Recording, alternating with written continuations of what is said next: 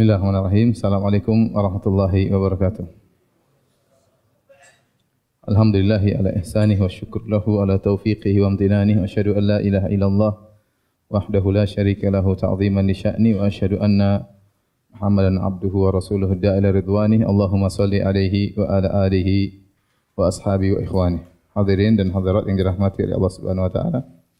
Kita lanjutkan bahasan kita dari syarah Al-Aqidah Al-Wasithiyah dan ini adalah pertemuan yang ketujuh dan ini pertemuan yang paling berat ya.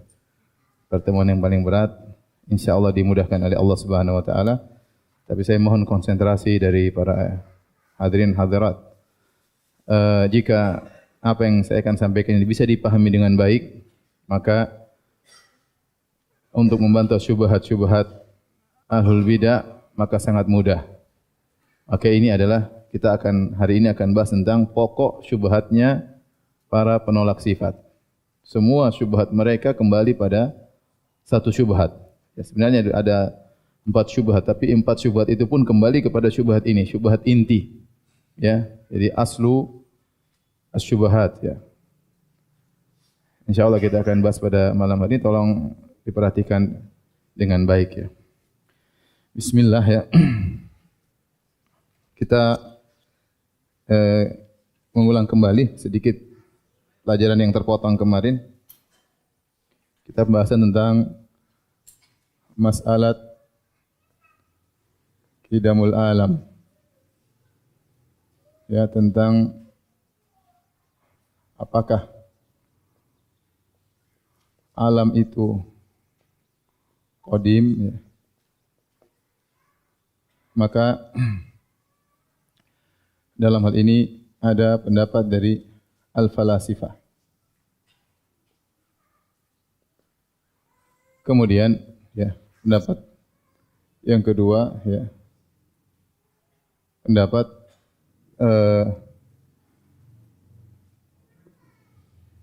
atau kita mengatakan yang pertama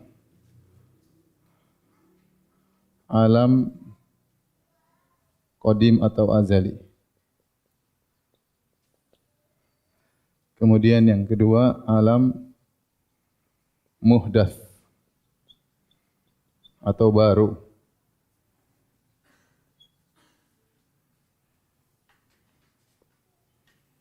Maka pendapat ini adalah pendapat dari al-falasifah ya, yang diwakili oleh Ibnu Sina wa al-Farabi. Ya. Dan Al-Ghazali rahimahullah dalam kitabnya Tahafutul Falasifah yang artinya kontradiksi orang-orang ahli filsafat, demikian juga dalam kitabnya Al-Munqidh minadh Dhalal, dia mengkafirkan falasifah. Di antaranya Ibnu Sina dan Al-Farabi. Kenapa? Karena seluruh orang-orang ini mereka terjerumus dalam 3 hal yang membuat mereka kufur. 1 sudah cukup membuat mereka kafir, apalagi 3. Jadi Al-Ghazali menyebutkan 20 kesalahan dari falasifah. Kemudian dia klasifikasikan. Ada kesalahan yang mengkafirkan, ada kesalahan yang hanya membid'ahkan, dan hanya kesalahan yang mungkin ijtihadiyah ya. Dari 20 kesalahan tersebut, 3 yang mengkafirkan. Yaitu pendapat orang falasifah bahwasanya ya, pendapat falasifah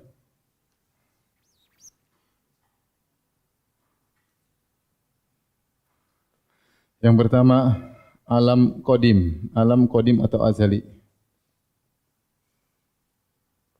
Yang kedua yang dibangkitkan oleh Allah.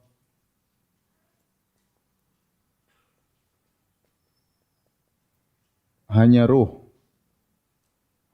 dan bukan jasad.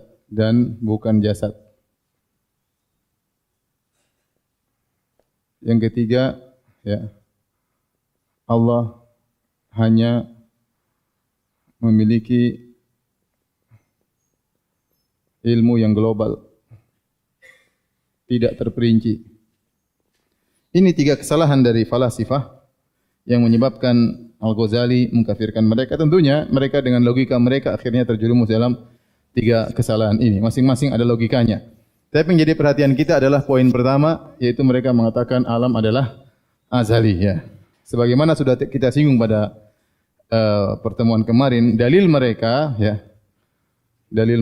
kata mereka bahwasanya Allah adalah illatun tammah. Illah tammah yaitu sebab yang sempurna. Kalau sebab itu sempurna, maka maklul yaitu akibatnya tidak akan terlambat dari sebabnya.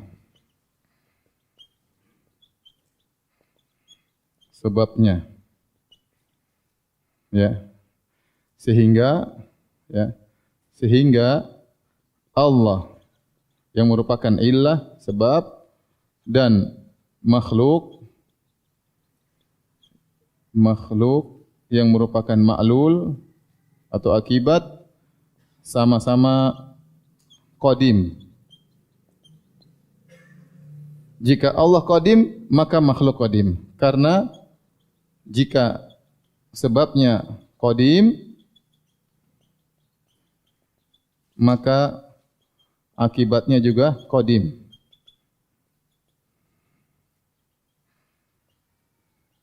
Qadim atau azali. Ini masih paham sampai sini? Atau sudah hang sejak awal? Ya. Kata mereka sebab, kalau kita manusia, kita punya sebab, akibatnya bisa muncul belakangan. Misalnya mau kaya sebab kerja dulu, nanti akibatnya kayanya belakangan ya. Kadang miskin malah tidak jadi kaya ya. Tapi karena Allah adalah sebab yang sempurna, maka jika dia ingin menimbulkan akibat, maka akibatnya tidak ada jedanya. Tidak ada jedanya dan dia akan bersamaan dengan sebab. Ya.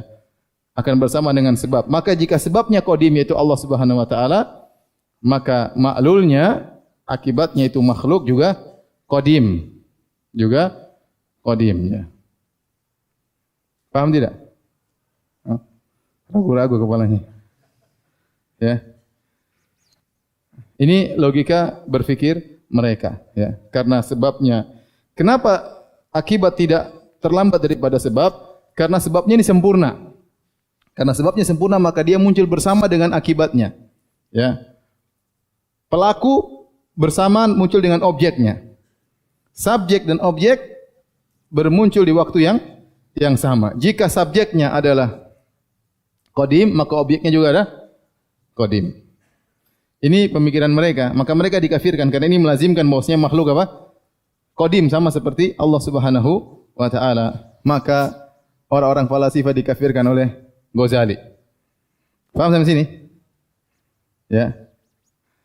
Kata mereka logikanya sama seperti matahari dan cahayanya. Matahari dan cahayanya bukan matahari dulu, cahayanya belakangan, tidak. Matahari dan sinarnya muncul bersamaan. Matahari adalah sumbernya dan cahaya adalah akibatnya bersamaan. Ya.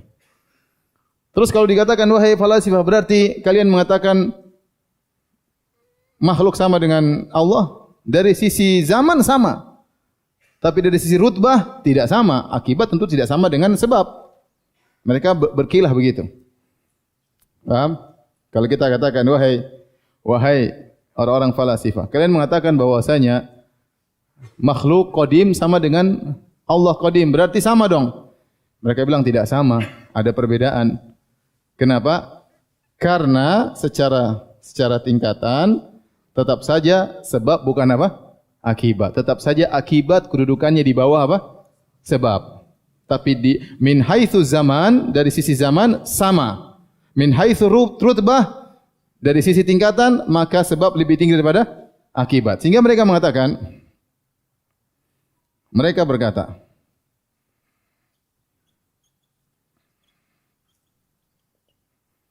bahwasanya Allah qadimun bidzatihi. Adapun al-alam qadimun bi ghairihi.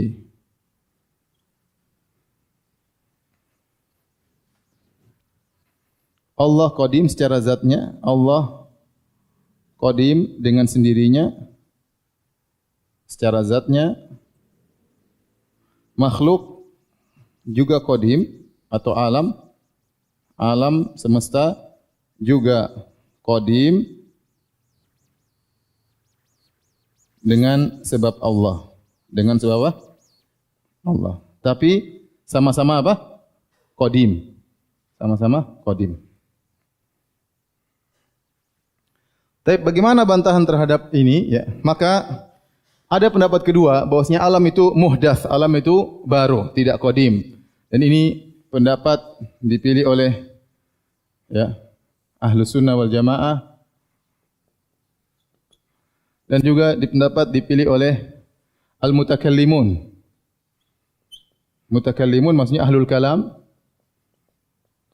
Ahlul kalam maksudnya dalam ini adalah Jahmiyah, Mu'tazilah, Kullabiyah, kemudian Asy'ariyah dan Maturidiyah. Mereka mengatakan alam itu baru, tidak qadim. Karena tidak mungkin Tuhan dulu sendirian, ya, baru kemudian muncul apa? Muncul alam. Maka kita bantah. Bagaimana bantah? Adapun Ahlussunnah, pendapat mereka bahwasanya atau secara umum pendapat alam itu muhdats, sesuatu yang baru. Muhdats sesuatu yang baru, ya. Dalilnya banyak, ya. Dalil bahwasanya alam itu muhdats. Dalilnya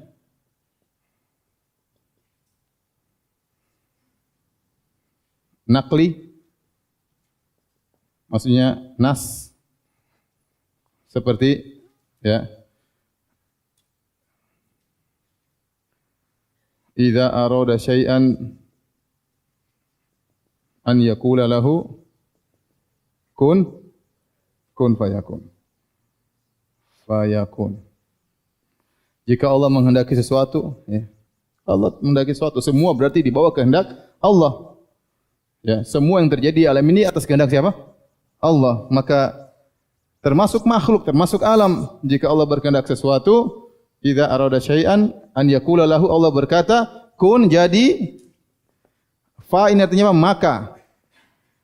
Maka jadilah.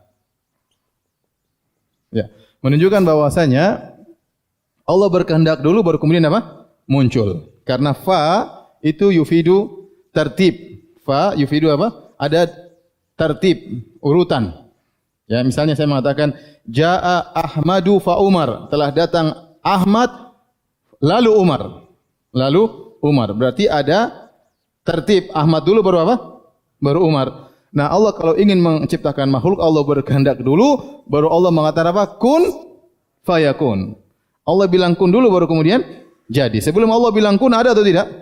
Enggak ada. Setelah bilang kun baru ada. Ini secara ayat. Secara dalil Al-Qur'an, hadis, sabda Nabi sallallahu alaihi wasallam, kana Allah wa lam yakun syai'un ma'ahu. Ini dari riwayat, lam yakun syai'un ghairuhu wa lam yakun syai'un qablahu wa lam yakun syai'un ma'ahu, yang artinya dahulu Allah sendirian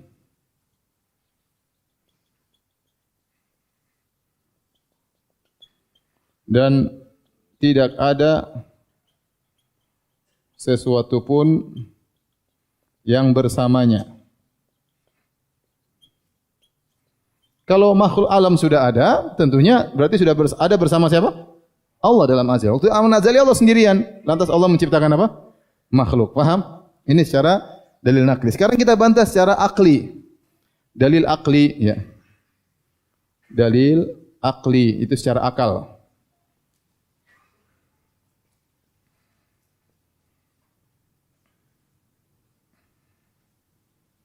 Secara akal, ya. Kita katakan bahwasanya, ya, jika fa'il, subjek dan maf'ul, objek berbarengan, maka tidak bisa dibedakan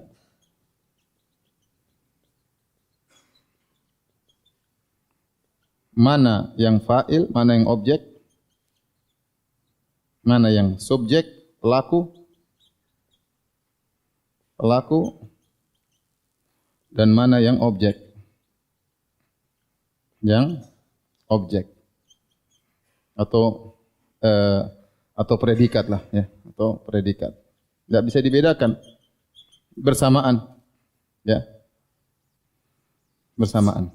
Maka kalau munculnya barang kita enggak tahu mana sebab mana akibat, muncul barang si A dan si B muncul barang. Mana kita bilang mana yang akibat, mana yang sebab? Enggak ada yang tahu. Karena barengan. Paham? Secara logika namanya sebab pasti mendahului apa? Akibat. Akibat pasti setelah apa? Sebab. Paham sampai sini? Yang kedua, dan ini bantahan Syekhul Islam Taimiyah dalam kitabnya Rad 'alal Mantiqiyin. Ibnu Taimiyah punya buku judulnya Rad 'alal Mantiqiyin. Kalau antum baca cepat tua ya. Susah ya. Rad 'alal Mantiqiyin, bantahan terhadap ahli mantik, ahli filsafat.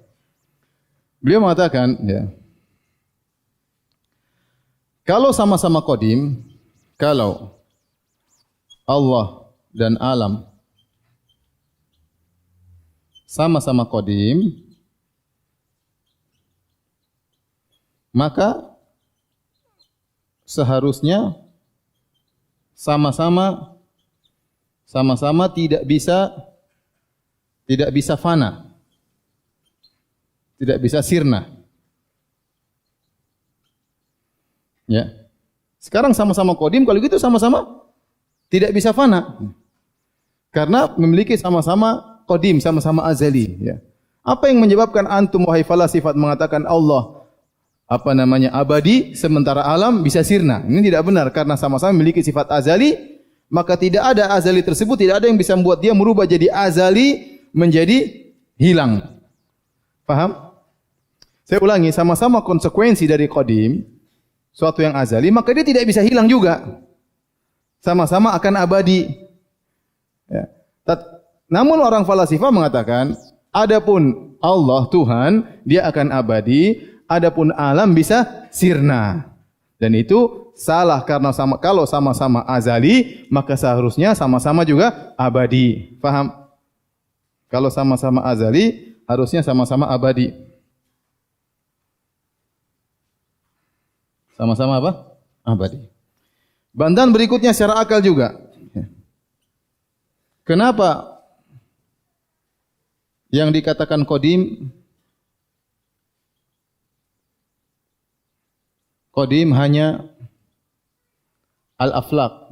Al-aflaq itu maksudnya planet-planet atau semisalnya ya. Planet-planet atau bintang-bintang ya, atau bintang-bintang. Bukankah makhluk-makhluk yang lain juga termasuk alam?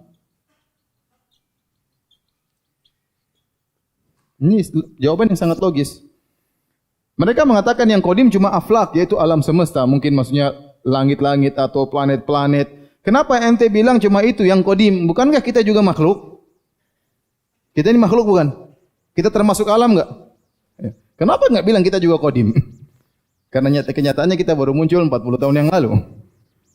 Jadi kenyataannya kalau memang Anda mengatakan bahwasanya alam qadim, berarti alam beserta isinya seluruhnya juga qadim. Kenapa Anda mengatakan cuma aflak yang qadim? Sementara makhluk yang lain tidak qadim. Paham sampai sini? Paham tidak? Baik.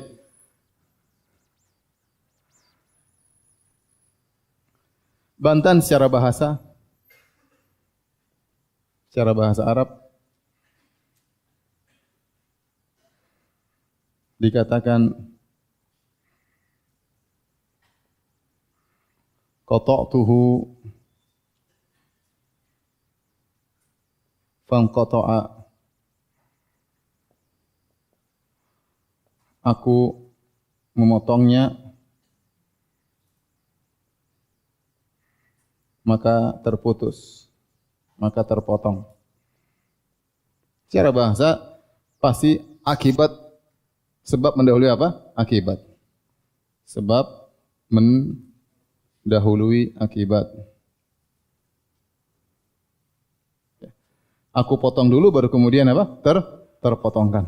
Baik. Ini kira-kira bantahan terhadap apa? Al-falasifah, ya, secara al-falasifah. Sampai sini paham? Paham tidak? Baik. Pahami dulu.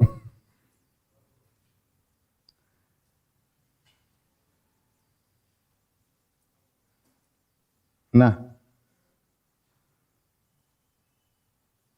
kalau sudah hapus ya, saya mau masuk ke pemikiran ahlul kalam.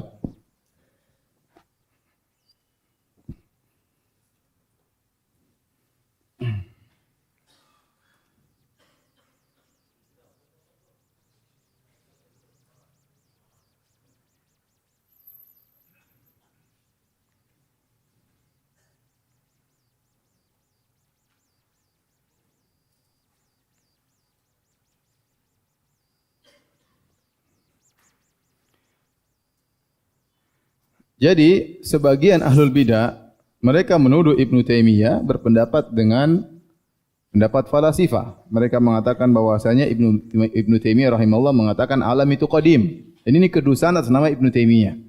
Ini muncul dari orang-orang yang tidak paham bukunya Ibnu Taimiyah. Sehingga dia baca sebagian, dia menyangka Ibnu Taimiyah menyangka alam itu qadim, sehingga sebagian mereka mengkafirkan Ibnu Taimiyah. Padahal Ibnu Taimiyah membantah falasifah. Ini bantahan semua saya ambil dari Ibnu Taimiyah. Ya, contoh ini bantahan semua saya ambil dari Ibnu Taimiyah, dan terlalu banyak pernyataan Ibnu Taimiyah menghabisi falasifah. Ya, namun orang-orang sebagian tidak paham perkataan Ibnu Taimiyah, dia salah paham, dia menyangka Ibnu Taimiyah menganggap alam itu apa? Qadim, ya. Dan banyak kedustaan terhadap Ibnu Taimiyah, maka ditulislah sebuah risalah doktorah, ya, tentang bantahan terhadap tuduhan-tuduhan terhadap Ibnu Taimiyah yang tidak benar. Di antaranya mereka sampai sekarang mereka menuduh Ibnu Taimiyah mengatakan alam itu apa? Qadim. Padahal Ibnu Taimiyah membantah pendapat tersebut dengan sangat jelas dan sangat logis, ya. Bantahannya tadi saya nukilkan kepada antum sekalian.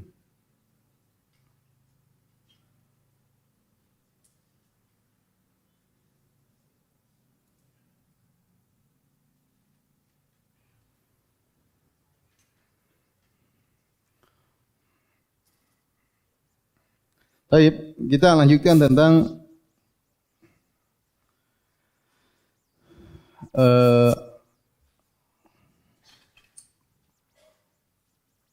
pokok syubhat ahlul kalam dalam menolak sifat.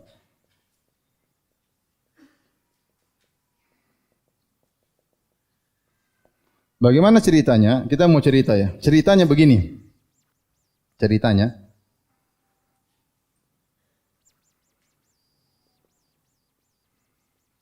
pertama, ahlul kalam tadi siapa tahu kan? Jahmiyah, Kullabiyah, Mu'tazilah, Asy'ariyah, Maturidiyah ingin membantah falasifah.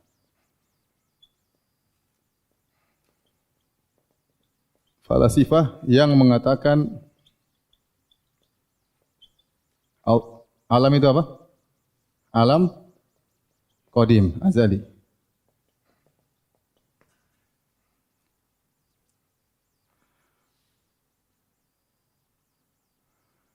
Fokus bantahannya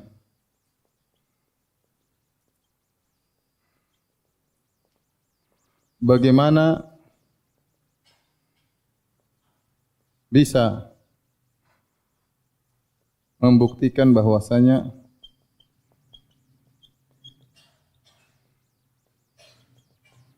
yang qadim hanyalah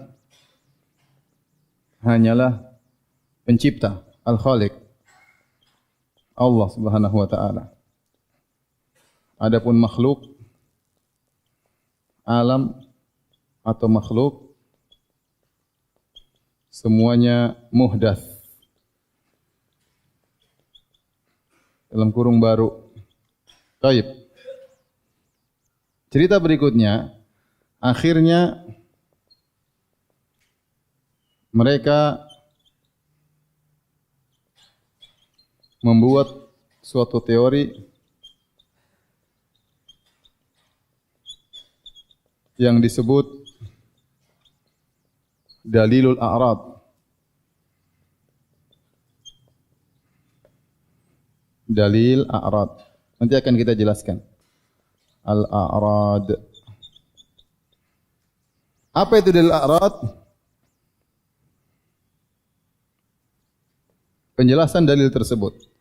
Penjelasan teori tersebut. Sebagai berikut. Paham sampai sini? Sampai sini paham ya? Jadi mereka ingin bantah falasifah. Ya. Karena falasifah mengatakan alam dan Tuhan sama-sama apa? Qadim. Maka mereka yang jelaskan yang qadim cuma Tuhan.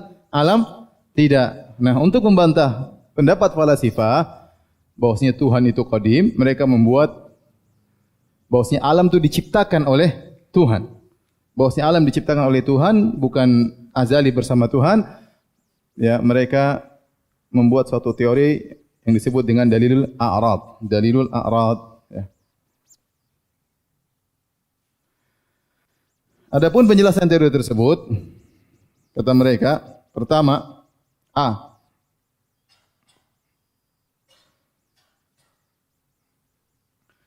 Alam semesta atau makhluk secara kasat mata adalah muhdats. Maksudnya dari tidak ada menjadi ada. Kita lihat pohon, kita lihat manusia, ya. Ya. Contoh manusia, pohon, hewan, tadinya enggak ada, kemudian menghilang. Ini semua namanya apa? Muhdats. Ya. Contohnya apa? Contohnya tumbuhan, hewan, antum, dan lain-lain. Dari tidak ada menjadi ada dan akan menjadi tidak ada lagi. Faham? Ini namanya muhdats secara bahasa. Yang kedua, ini yang jadi poin yang jadi masalah. Ini poin critical point di sini. Apa dalil atau bukti bahwasanya alam itu muhdats? Atau apa sifat khusus makhluk yang muhdats? Makhluk yang muhdats. Maka mereka mengatakan ciri jawabannya ya, makhluk terdiri atas dua. Al-jauhar, kalau kita gampangan jisim atau jasad atau zat. Kemudian terdiri atas al-a'rad. Al-a'rad atau jamaknya al-a'rad yaitu sifat-sifat. Sifat-sifat jauhar tersebut. Ya. Contoh, saya ini makhluk. Firanda apa? Sifatnya banyak, tinggi, rambutnya punya rambut. Saya bergerak, saya makan, saya duduk. Itu namanya apa? Itu a'rad. Jasad saya namanya jauhar. Itulah makhluk. Sifat makhluk itu terdiri atas jauhar dan apa? Dan al-a'rad. Ya. Al-a'rad yang dimaksud di sini kata mereka al-aqwan al-arba'ah. Al-a'rad di sini maksudnya al-aqwan al-arba'ah yaitu adalah as-sukun wal harakah wal jama' wal tafarruq Kalau saya tidak salah ingat ya. Ini di antara ciri-ciri a'rad adalah 4 perkara, yaitu diam, bergerak, bersatu, terpisah. Ya. Ini ciri-ciri a'rad. Ciri-ciri a'rad. Perkara berikutnya, C. Maka semua yang tersusun atas jauhar dan a'rad, maka dia adalah makhluk. Maka dia adalah muhdats. Dan kalau muhdats berarti apa? Makhluk. Sampai sini paham? Ini paham syubhat ya? Ini inti syubhat mereka. Saya ulangi. Maka semua yang terus atas jauhar dan a'rad, maka itu adalah apa? Muhdats. Karena ciri-ciri muhdats kita katakan apa? Terdiri atas jauhar dan al-a'rad. Jika perkaranya demikian, D, maka ini intinya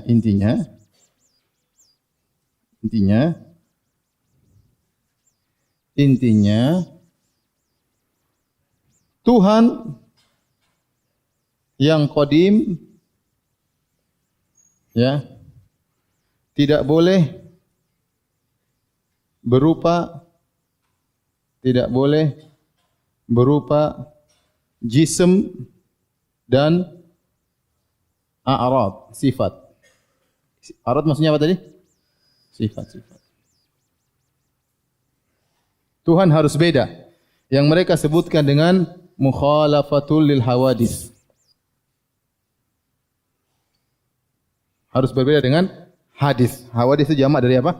Hadis. Suatu yang muhdats, sama saja. Tuhan harus beda. Kalau Tuhan harus beda, maka Tuhan harus kosong dari, karenanya Allah harus tidak boleh sama ya. Tidak boleh jism dan tidak boleh punya a'rad.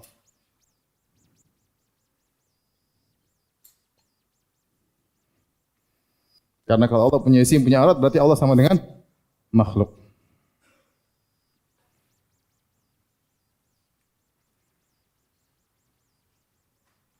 Paham? Dengan demikian, antum paham enggak tidak? Ini kalau tidak paham bahaya ini. Tunggu, belum selesai, jangan dulu foto, belum selesai. Hah? Ini namanya dalil apa? A'rad. Ya, dalil a'rad. Al-jauhar sama dengan jism ya. Sama dengan apa? Jism ya. Kita lanjutkan ya. Dalil ini ya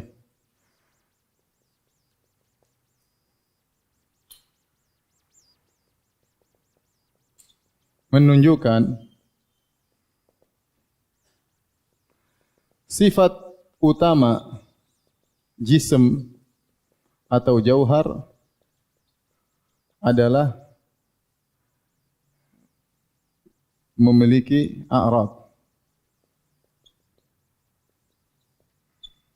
Jadi jisim atau jauhar tersebut memiliki apa? Sifat-sifat. Paham? Maka segala yang memiliki a'rad, maka dia adalah jisim. Ya. Maka apa saja yang didatangi oleh a'rad,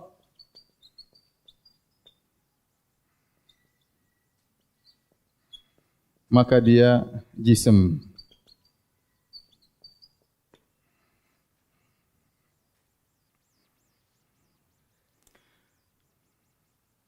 Kemudian kaidah ini tidak bisa sempurna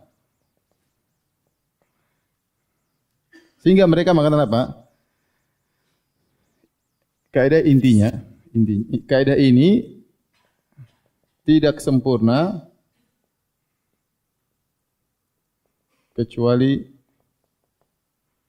dengan menambah kaidah baru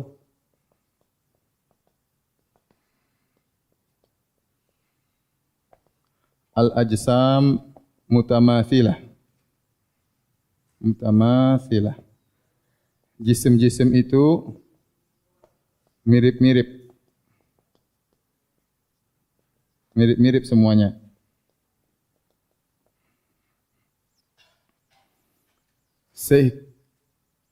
Kesimpulan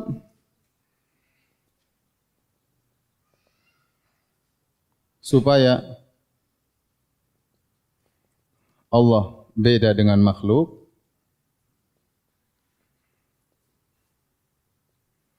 maka Allah tidak boleh jisim. Jisim karena jisim itu semuanya mirip-mirip. Semuanya mirip. Dan agar Allah tidak jisim,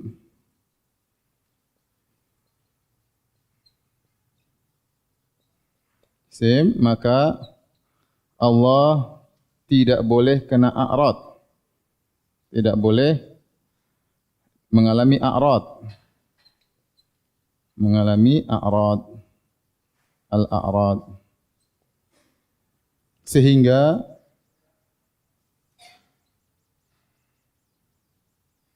Allah tidak memiliki sifat.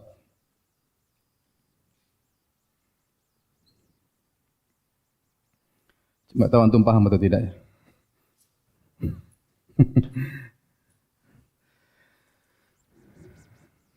Saya kasih kesimpulan sini. Coba lihat sini semua, perhatikan. Jadi kita kembali kepada cerita lama. Orang falasifah mengatakan alam ini apa? Qadim. Tentu ini kekufuran. Maka kita harus bantah bahwasanya yang qadim cuma Allah. Maka Allah harus mukhalifun lil hawadits, harus beda dengan semua yang muhdats. Nah, apa ciri-ciri muhdats? Mereka lihat alam, muhdats ternyata alam. Alam itu isinya apa? Isinya jisim dan sifat. Saya jisim ada sifat saya, mau bergerak, mau makan, mau apa, itu sifat saya, sakit, enggak sakit, ya. Kalau begitu, ciri khas daripada muhdats adalah berjisim, berjauhar dan berapa? Bersifat. Kemudian menurut mereka kaidah yang lain, ajsam mutamathilah, sama jisim itu sama-sama, mirip-mirip. Kalau begitu, Allah tidak boleh dua-duanya, tidak boleh jisim dan tidak boleh apa? A'rad, tidak boleh sifat. Maka agar Allah beda dari muhdats, dari makhluk, Allah tidak boleh jisim. Dan supaya Allah tidak boleh jisim, maka tidak boleh memiliki a'rad. Paham sampai sini? A'rad ini sifat, maka mereka harus menolak sifat. Taib. Sampai sini paham? Ini masih syubhat ya, belum bantahan.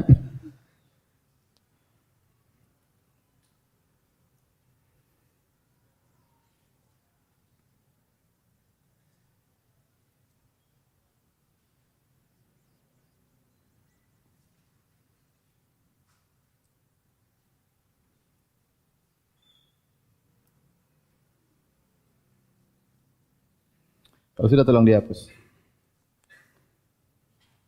Ini enggak boleh berhenti, harus selesai ya. Tunggu dulu biar teman-teman foto dulu sebentar.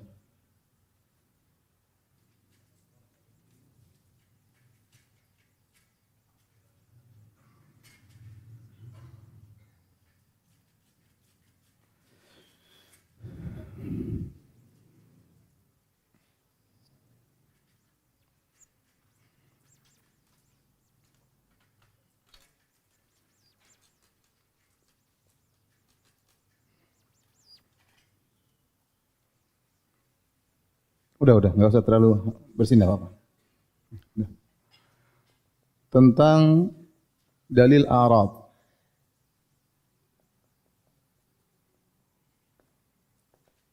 Satu, mereka mengatakan inilah cara untuk mengenal adanya Tuhan, adanya pencipta. Harus memahami dalil ini.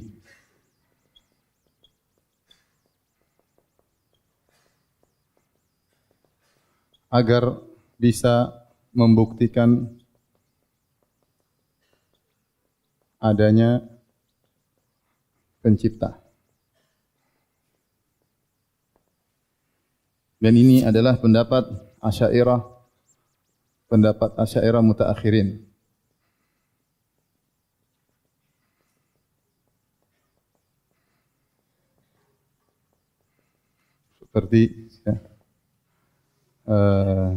Seperti Al-Iji,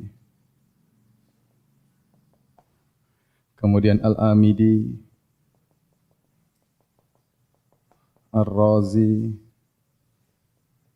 As-Sanusi. Al-Iji dalam kitabnya Al-Mawaqif, Al-Amidi dalam kitabnya Abkarul Afkar, Ar-Razi dalam kitabnya Al-Matalibul Aliyah, dan Muhassalul Afkar, As-Sanusi dalam kitabnya Syarh Ummul Barahin. Dan ini juga pendapat Mu'tazilah.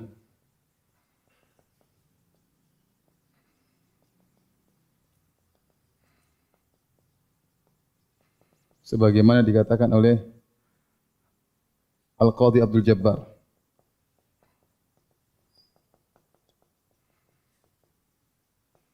Dalam kitabnya Syarah Usul Khamsah. Al-Usul Al-Khamsah. Baik. Yang kedua, kata mereka, dalil ini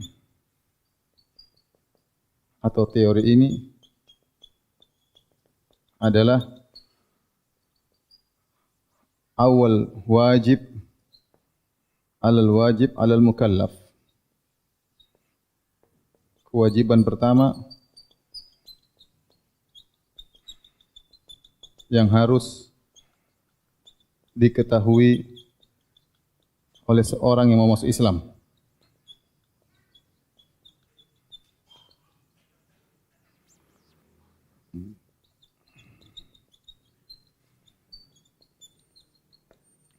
Sesungguhnya mereka ada khilaf. Apa yang pertama wajib diketahui oleh orang yang mau masuk Islam? Maka ada beberapa pendapat. Ada yang mengatakan yang wajib harus syak, ragu, baru kemudian mengenal Tuhan. Ada yang mengatakan adalah nazar, yaitu memandang. Inilah cara memandang teori seperti ini, yaitu memandang, berfikir dengan akal, dengan teori ini. Ada yang mengatakan juz'un minan nazar, sebagian daripada teori ini. Ada yang mengatakan ma'rifat. Sampai mereka ada 6 pendapat, 7 pendapat tentang yang wajib bagi orang yang masuk Islam. Namun mereka sepakat intinya adalah harus memahami dalil ini, baru bisa seorang masuk Islam.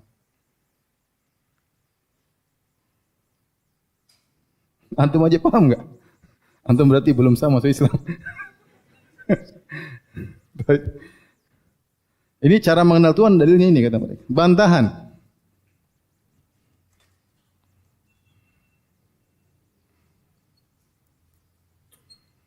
Ini harus selesai, nanti enggak boleh saya stop sekarang. Harus selesai.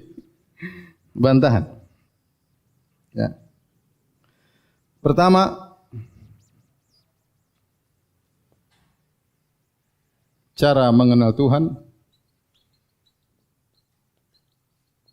banyak. Tidak harus pakai cara ini. Pakai cara yang sulit ini. Di antaranya, Ibnu Taimiyah mengatakan di antaranya, misalnya, ya, melihat agungnya makhluk Allah.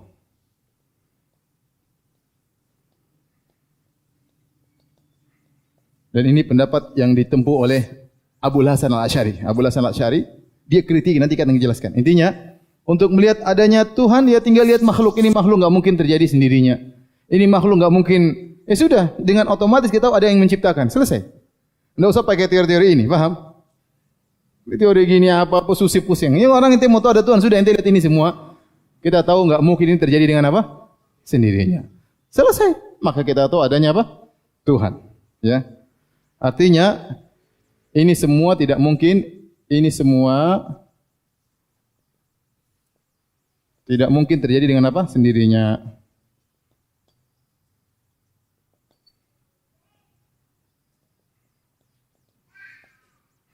Yang kedua, dalil mukjizat. Mukjizat. Mukjizat itu secara sederhana apa? Merubah aturan alam. Alam semesta. Nah, kalau ada aturan alam semesta berubah, berarti ada Tuhan yang merubahnya.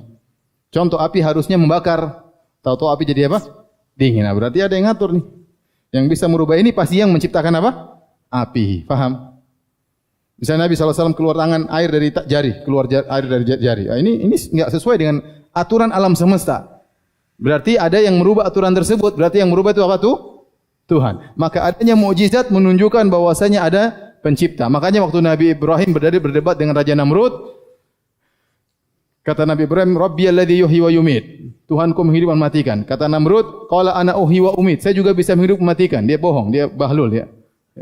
Ternyata maksud dia menghidupkan itu dan mematikan ada dua orang yang dia hadirkan. Kata dia, ini dua-dua saya sudah hukum mati. Tapi yang satu saya lepaskan, berarti saya menghidupkan. Yang satu tetap saya bunuh, berarti saya matikan. Itulah menghidupkan dan mematikan. Ini Tuhan kok bahlul ya. Bukan begitu maksudnya. Maksudnya menghidupkan matikan itu yang sudah mati dihidupkan. Bukan yang divonis mati dibebaskan. Tapi karena Tuhan bahlul, maka Nabi Ibrahim lanjutkan dengan dalil berikutnya. Ya. Qala fa inna Allah ya'ti bisyamsi minal masyriq fa'ti biha minal maghrib. Tuhanku menerbitkan matahari dari timur. Kalau kamu Tuhan, harusnya kau bisa rubah aturan alam semesta. Terbitkanlah dari barat. Fabuhital ladzi kafar. Maka dia tidak bisa menjawab. Nah, berubahnya sistem alam semesta ini namanya mukjizat. Dan itu menunjukkan ada yang merubah. Berarti ada Tuhan. Paham? Mukjizat menunjukkan ada Tuhan. Selesai. Tidak usah pakai teori tadi, susah banget ya. Teori ketiga, misalnya, bahwasanya muhdats dalam kurung yang baru menunjukkan muhdits yang mengadakannya.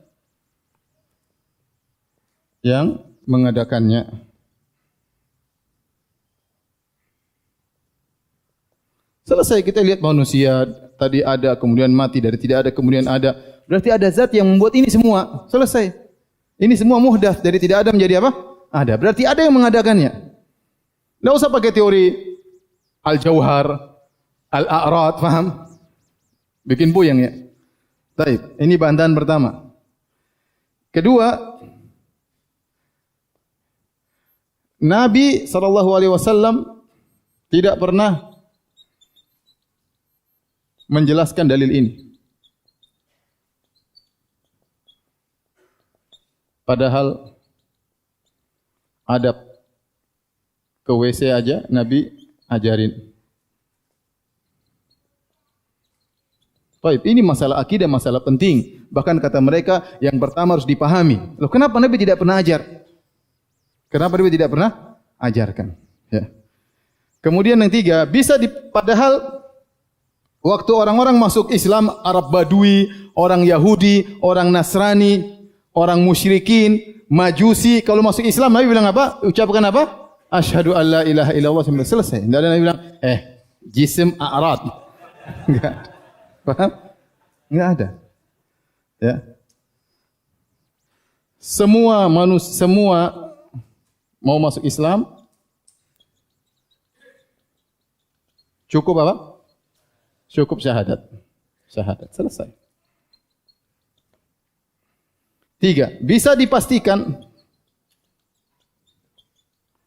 Abu Bakar dan Umar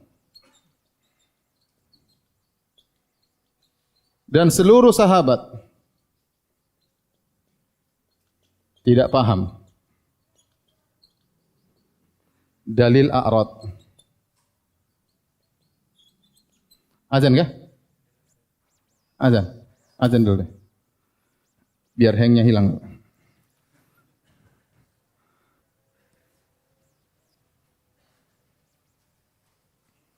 Empat, jika orang hanya bisa beriman dengan teori ini, maka hampir seluruh kaum muslimin, orang Islam, kafir. Iya enggak? Antum aja enggak pernah paham tentang jauhar dan a'rad. Baru dengar malam ini kan? Makanya dibantah oleh Ghazali dan nukil oleh Ibnu Hajar dalam Fathul Bari. Kata Al-Ghazali intinya, dengan teori ini melazimkan banyak orang yang kafir. Karena kebanyakan orang tidak paham tentang apa?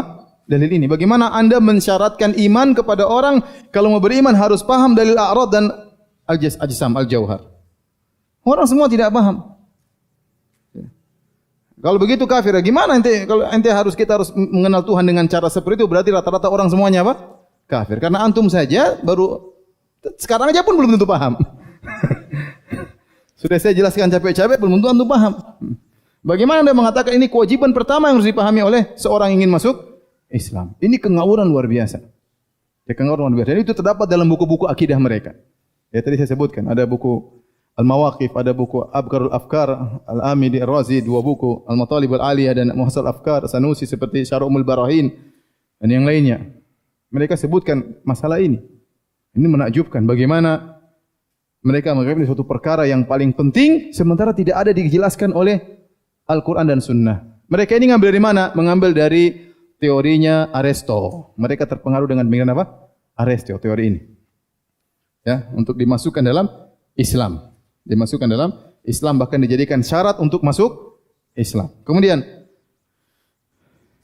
bantahan berikutnya, ya. Dalil ini ternyata warisan dari Mu'tazilah.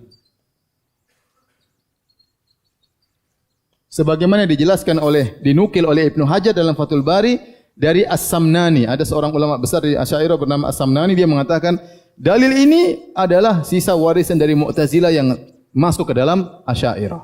Dan ini kebatilan. Ya. Karena Asy'ariyah mengaku perang sama Mu'tazilah. Ternyata mereka masih mengadopsi pemikiran apa? Mu'tazilah.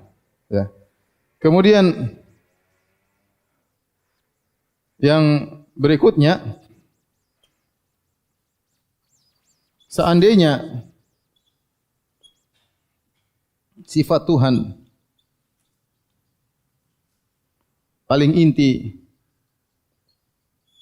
tidak boleh jisim. Ya, kita bilang jisim ini sifat perkataan yang masih kurang jelas. Kalau maksudnya jasad seperti manusia, maka Tuhan tidak boleh seperti itu. Tapi kalau jisim maksudnya adalah zat, ya maka Allah berjisim. Faham? Kita sudah jelaskan. Jisim maksudnya apa? Kalau jisim maksudnya seperti tubuh saya, tubuh manusia ada daging darahnya, maka Tuhan tidak berjisim. Tapi kalau maksud jisim adalah zat, ya, maka Allah berjisim. Tapi kalau kita katakan sifat Tuhan paling inti tidak boleh jisim, maka Nabi Ibrahim waktu membantah Raja Namrud gampang. Wahai Ibrahim, saya Tuhan. Gampang. Ente jisim bukan Tuhan. Selesai. Tapi ternyata Nabi Ibrahim tidak membantah demikian. Paham? Contoh lagi seperti Nabi Muhammad SAW waktu mengatakan Dajjal. Inna rabbakum laisa bi'a'war. Sungguhnya Tuhan kalian tidak buta sebelah. Wa inna Dajjal a'warul ainal yumna. Sungguhnya Dajjal mata kanannya buta. Ya. Sebenarnya kalau Nabi mengatakan Dajjal bukan Tuhan karena Dajjal jisim. Tapi Nabi tidak pernah mengatakan demikian. Paham? Ya. Justru Nabi mengatakan Tuhan kalian tidak buta. Dajjal apa? Buta. Ya. Apa maksudnya? Taib. Dalil ini ternyata juga dibantah oleh Asy'ariyah sendiri. Asy'ariyah sendiri. Di antaranya dibantah oleh Abu Hasan Al-Asy'ari, Abu Hasan Al-Asy'ari dalam kitabnya Luma dan Risalah ila Ahli Saghar. Risalah ila Ahli Saghar. Ya. Antum juga enggak bisa baca sama aja. Kemudian dibantah oleh Al-Juwaini dalam kitabnya An-Nadhamiyah. Bahkan Razi juga mengingkari dalil ini dalam sebagian pernyataannya ya. Karena ini dalil dibantah oleh Ghazali ya. Al-Ghazali dibantah ya, tadi saya sudah katakan. Jadi banyak Asy'ariyah juga tidak setuju dengan dalil ini. Ini karena dalil untuk mengetahui Tuhan tidak perlu dalil susah-susah tadi. Paham? Taib, masih ada bantahannya. Nanti hapus dulu.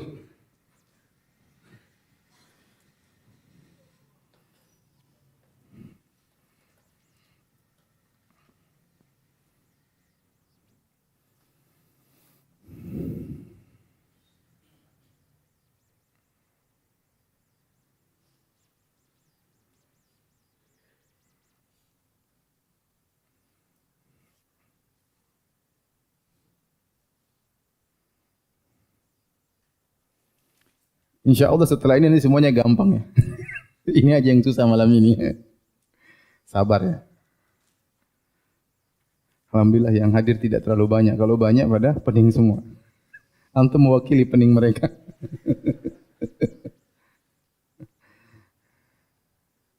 Tapi antum paham tidak? Hah?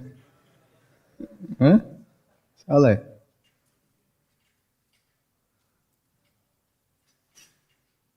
Awas.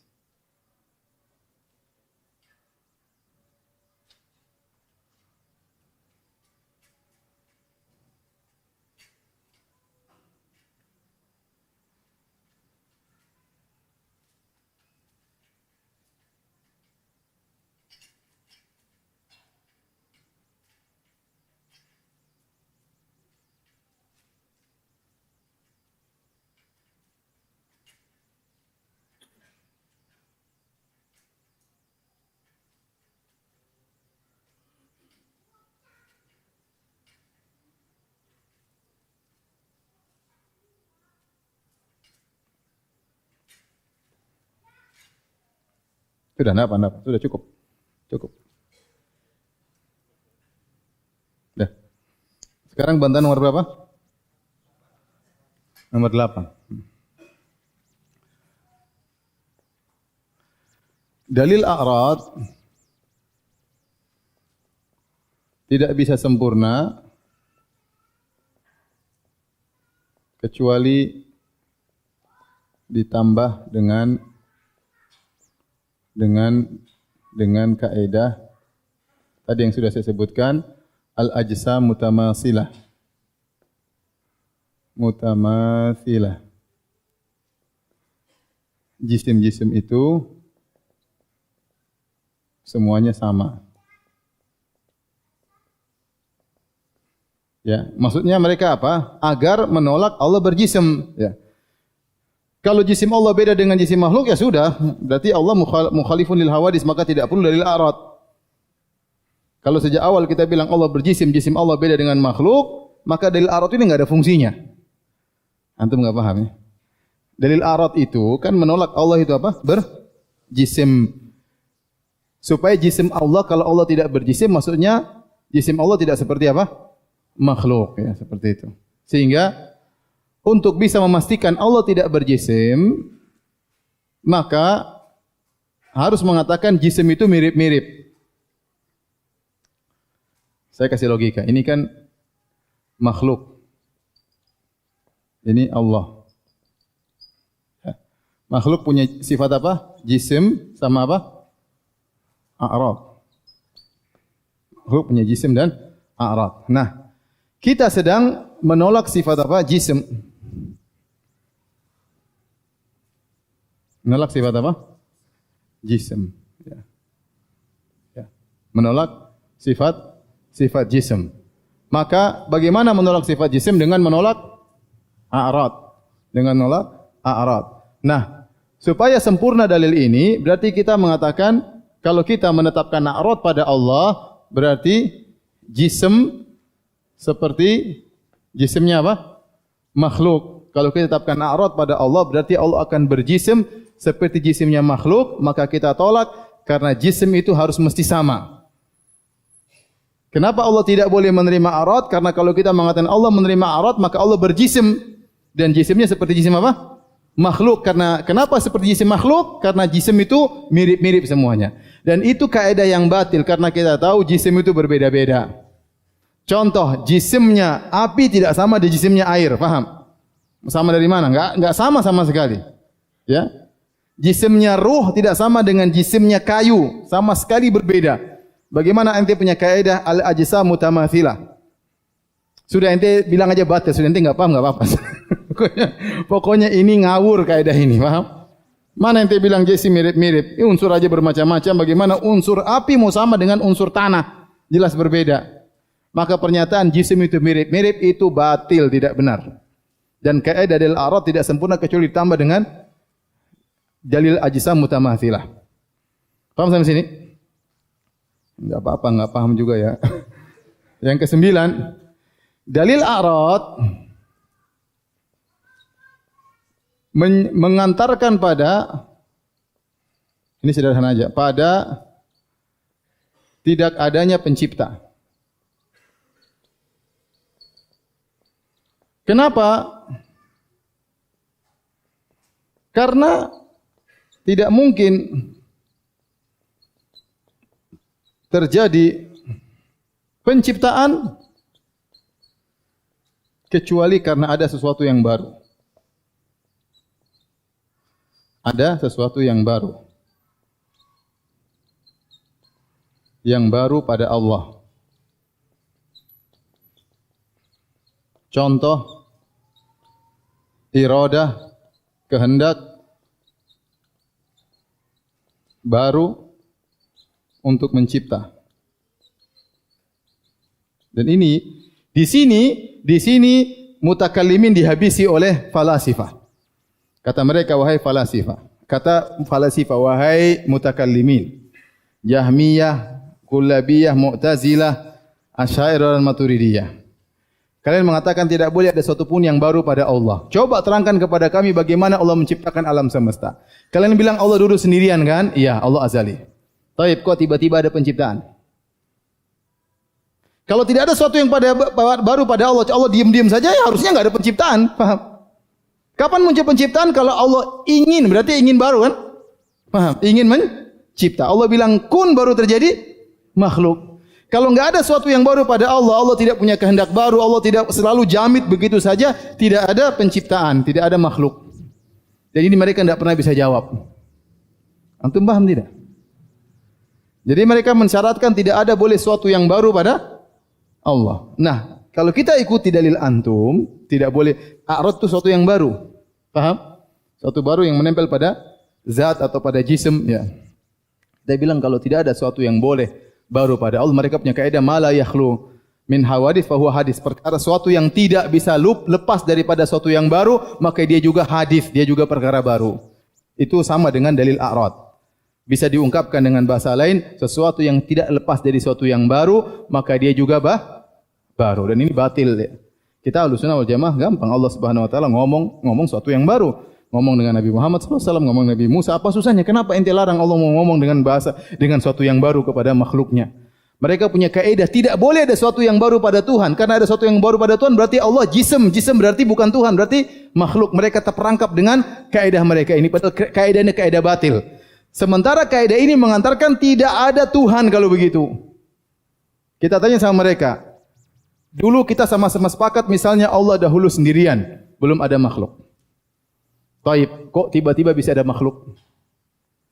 Berarti ada sesuatu yang baru pada Allah, misalnya ingin mencipta. Paham? Paham tidak? Seandainya tidak ada sesuatu yang baru, tidak ada perubahan sama sekali, kok bisa ada makhluk? Paham? Aduh, anak aku nih. Paham ya? Jadi kaidah mereka ini mengantarkan bahwasanya tidak ada proses penciptaan. Ya. Padahal sifat Allah sebutkan fa'alul lima yurid, melakukan apa yang Allah kehendaki. Allah mau ini, mau anu, kan semua baru. Ya, Allah sayang sama seorang, Allah murka, sesuatu yang baru yang dulu tidak ada. Allah tiba-tiba sayang sama ente. Ya, ente sekarang rajin salat, Allah sayang sama ente. Dulu Allah belum cinta ente karena ente juga belum ada. Paham? Sekarang ente ada, ente baik, Allah sayang sama ente. Mereka enggak bisa masuk. Itu berarti sesuatu yang baru. Sesuatu yang baru berarti jisim, berarti makhluk. Enggak boleh. Berarti Allah enggak boleh mencintai. Allah enggak boleh. Mereka pusing sendiri akhirnya. Paham? Begitu mereka. Mereka begitu. Ini sederhananya begini, nanti kita lanjutkan lagi, kita akan libur 2 minggu ya. Habis itu baru kita masuk syubhat-syubhat yang lainnya. Tapi syubhat ini mengantarkan mereka kepada syubhat-syubhat yang lainnya, mengantarkan mereka kepada penolakan-penolakan sifat. Saya rasa sampai sini aja dulu. Sebenarnya bantahan masih banyak, tapi ini aja udah cukup ya. Daripada antum hang ya. Ya. Saya cuma menjelaskan ini saja. Tadi kita jelaskan ya, bahwasanya dalil a'rad tidak akan sempurna kecuali ditambah dengan kaidah yang baru, yaitu apa? Al-ajsam mutamathilah. Jisim itu mirip-mirip. Kenapa harus ditambah dengan kaidah ini? Karena mereka mengatakan sifat makhluk adalah jisim plus apa? A'rad. Tanda jisim itu kalau ditempati oleh apa? A'rad. Kalau ternyata Allah ada a'radnya, ada sifat-sifat yang baru pada Allah. Kalau Allah ada a'rad, berarti Allah menimbulkan, Allah itu apa jisim. Dan kalau ternyata jisim ini beda dengan jisim makhluk, maka percuma kaidah mereka ya. Percuma kaidah mereka untuk menafikan jisim. Apa fungsinya menafikan a'rad karena bisa menimbulkan jisim? Kalau ternyata Allah punya a'rad dan menimbulkan jisim, ternyata jisimnya berbeda. Ya berarti Allah bisa berjisim dengan jisim yang berbeda. Dan Tuhan itu kata mereka mukhalifun lil hawadith, berbeda dengan yang baru. Supaya Allah tidak jisim, maka mereka bikin kaidah jisim itu mirip-mirip. Paham? Antum enggak paham ya? Saya ulangi. Mereka kan punya kaidah dalil a'rad. Ya. Dalil a'rad ini tidak akan bisa sempurna kecuali ditambah dengan dalil apa? Kaidah al-ajsam apa? Mutamathilah, ya. Karena kalau tidak ada kaidah ini, toh kita bilang Allah punya jisim, dengan gampang kita bilang jisim Allah beda dengan jisim makhluk, selesai. Apa masalahnya Allah punya jisim? Supaya Allah tidak punya jisim, mereka paksa dengan kaidah ini. Ajsam itu apa? Mutamathilah. Ajsam mirip-mirip. Kalau Allah punya jisim, berarti jisimnya dengan makhluk sama dong. Kalau gitu Allah tidak boleh punya jisim. Berarti Allah tidak boleh punya a'rad. Karena kalau punya a'rad pasti punya jisim. Maka mereka bikin kaidah ini. Bantahnya tadi mudah kita bilang, siapa bilang ajsam mutamathilah? Jisim itu beda-beda. Jisim api tidak sama dengan jisim air. Tanah tidak sama dengan angin. Angin ada jisimnya, tapi tidak sama dengan jisim tanah. Apalagi antara khaliq dengan apa? Makhluk. Kenapa ente bilang harus sama? Ya, unsur berbeda-beda. Itu saja yang mau saya tambahkan. Allah a'lam bishawab. Ustaz, apakah boleh seorang muslimah membaca Al-Quran atau zikir pagi petang tanpa memakai jilbab saat di rumah atau dalam kamarnya? Boleh, enggak ada masalah. Boleh, ya, tidak ada masalah. Sampai para ulama khilaf, apakah boleh seorang berzikir kepada Allah dalam kondisi tidak berpakaian? Itu dibahas oleh para ulama. Tidak lain karena mereka tidak ingin waktu terbuang-buang. Sehingga mereka misalnya dalam tempat kamar mandi, namanya hammam. Hammam tempat mandi, bukan tempat buang air besar. Apakah boleh sambil mandi berzikir kepada Allah? Ini dibahas oleh para ulama. Sebagian ulama membolehkan, enggak ada masalah karena enggak ada larangan. Enggak ada larangan. Kenapa? Karena waktu jangan sampai terbuang-buang. Sambil mandi daripada ngelamun, mending apa? Zikir kepada Allah Subhanahu wa taala. Sebagian ulama mengatakan boleh dan saya tidak melihat ada dalil yang melarang. Apalagi hanya sudah pakai baju biasa. Bahkan saya katakan dalam kondisi tidak berpakaian saja masih ada khilaf di kalangan para ulama.